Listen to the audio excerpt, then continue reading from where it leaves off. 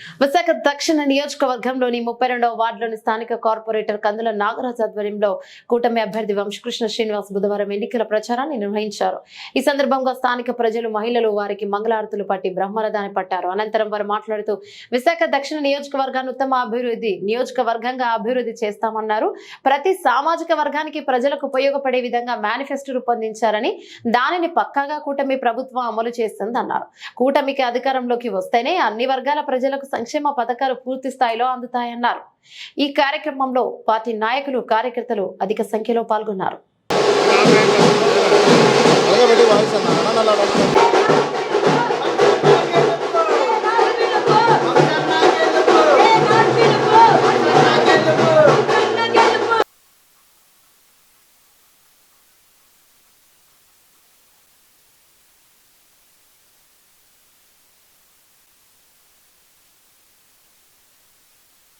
నమస్కారం.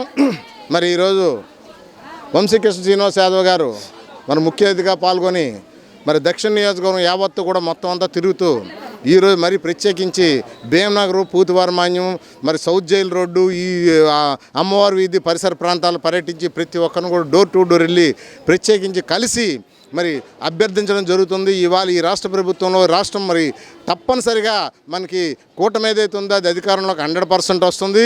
మరి వంశకృష్ణ శ్రీనివాస్ యాదవ్ గారు మంచి మెజార్టీలో గెలుస్తున్నారు. సౌత్లో జెండా ఎగరేస్తున్నాం. అంతేకాకుండా మరి సౌత్ని అభివృద్ధి చేసుకోవాలంటే ఒక తెలిసిన వ్యక్తికి అక్కడ ఏంటంటే స్థానిక ఉన్న సమస్యల పట్ల అవగాహన ఉన్న వ్యక్తి కాబట్టి తప్పనిసరిగా ఆయన ఒక అవకాశం ఇచ్చి గాజు గ్లాస్ గుర్తు మీద ఓటేసి అత్యధిక మెజార్టీతో గెలిపించడం ఒక బాధ్యత.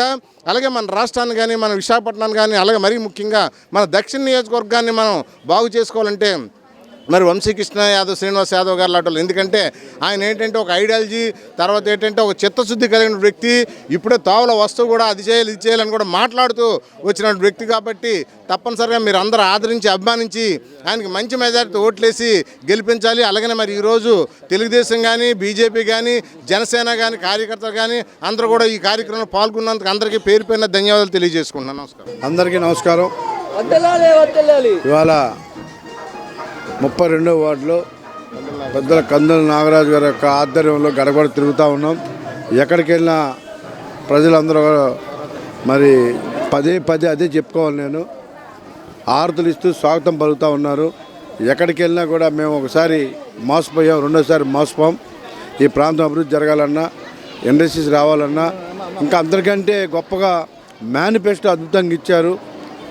ఈ రాష్ట్రంలో బడుగు బలహీన వర్గాలకి, ప్రతి సామాజిక వర్గానికి, ప్రతి మతానికి అందరికి కూడా అద్భుతంగా తయారు చేశారు. కాబట్టి ఖచ్చితంగా నమ్ముతున్నాం. ఈ రాష్ట్రాన్ని అన్ని విధాలు అభివృద్ధి చేసుకుంటాం, ప్రజల సంక్షేమాన్ని కోరుకుంటాం. కాబట్టి ఈసారి ఓట్లన్నీ మాత్రం ఉమ్మడి అభ్యర్థులు ఎక్కడ పడితే అక్కడికి వేయాలని డిసైడ్ అయిపోయారు.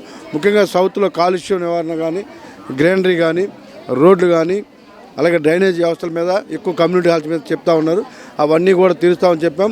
ఒక అద్భుతమైన సిటీగా, ఓల్డ్ సిటీని కానీ చేస్తే ఇది దేశంలోనే నెంబర్ 1 సిటీగా తయారవుతుంది. కాబట్టి ఆ విధంగా ప్రణాళికలు చేసి బాగా మేము కృషి చేస్తామని చెప్పి మీకు తెలియజేస్తున్నాం. ప్రజలందరూ కూడా వన్ సైడ్గా డిసైడ్ అయిపోయారు. ఎవరు ఎన్ని చెప్పినా, ఎవరు ఎన్ని డబ్బులు ఇచ్చినా, లేదా ఏం చేసినా కూడా ప్రజలు మాత్రం ఓటు ఈసారి ఉమ్మడి అభ్యర్థులకు వేయాలని డిసైడ్ అయిపోయారు. నేను కూడా వాళ్ళని రిక్వెస్ట్ చేశాను. ఆయనకు 2 సార్లు అవకాశం ఇచ్చి నాకు ఒక అవకాశం ఇవ్వమని రిక్వెస్ట్ చేశాను. ఖచ్చితంగా బాబు అని చెప్పి అందరూ దీవిస్తూ ఉన్నారు. వారు వన్ సైడ్ అయిపోయింది. నేనైతే 145 దాటుతాయని నా పర్సనల్ అభిప్రాయం. 145 to 50 వస్తాయని.